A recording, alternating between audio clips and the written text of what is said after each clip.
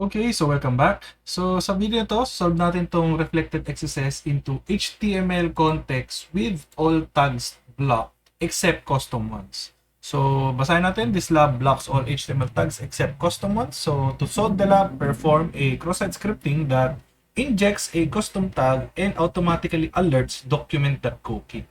So load natin lab, tignan natin to. And check natin kung ano nangyayari kapag nag-search ka, no? So, lagay natin 1, 2, 3, 4. Tignan natin sa source. And, ayan, no? So, nandiyan pa rin, reflect niya. Kaya siya naging reflected XSS lab. Try natin lagyan ng image tag. Tignan natin kung mabablock ba talaga.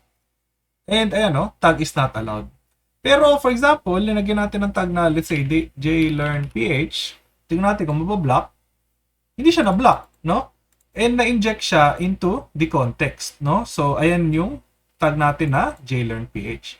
So, pwede natin ngayon to i-take advantage and ang gawin natin is mag-craft tayo ng payload na gagamit ng custom na tag, no? So, punta tayo sa exploit server and gawa tayo ng ating exploit. So, lagay natin sa script tag. So, script.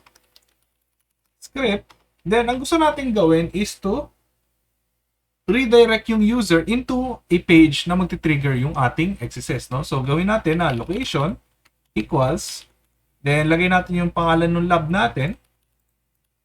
So, ayan, jlearnph. Then, lagay tayo ng ating tag, no? So, let's say ID, then encode natin %3d equals yan, x, no? Then, maglagay tayo ng ating attribute, no? So, let's say on focus, then lagay tayo ng equal ulit, %3d. Anong gusto natin na ipa-reflect? Document.cookie, no? So, alert document.cookie. Then, hindi magti-trigger yan basta-basta, no? So, ang kailangan natin gawin is lagyan ng tab index equals or %3d 1.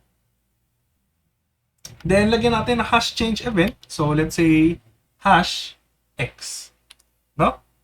So, ang ginagawa na ito, pag nag-load yung page, ilo-load niya itong on focus, then magti-trigger yung alert document.cookie. So, kailangan natin yung hash change para dun sa on focus natin na event. No? So, try natin, store natin to. Then, view exploit.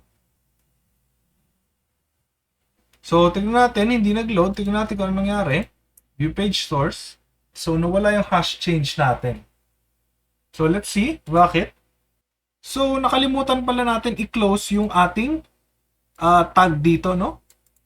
So, dapat i-close natin dito bago yung hash change event, no? Kailangan yung search muna, yung search natin muna bago yung hash change event. Okay? So, napagbaliktad natin. So, store natin ulit. Testing natin. And view exploit.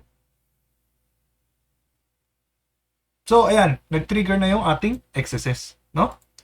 So, kailangan na natin gawin is i-deliver to sa victim. So, punta tayo ulit sa exploit server. And deliver exploit to victim. So, ayan. Nasolve na natin yung lab. Okay? So, I hope na-gets nyo itong video na to. And see you in the next video.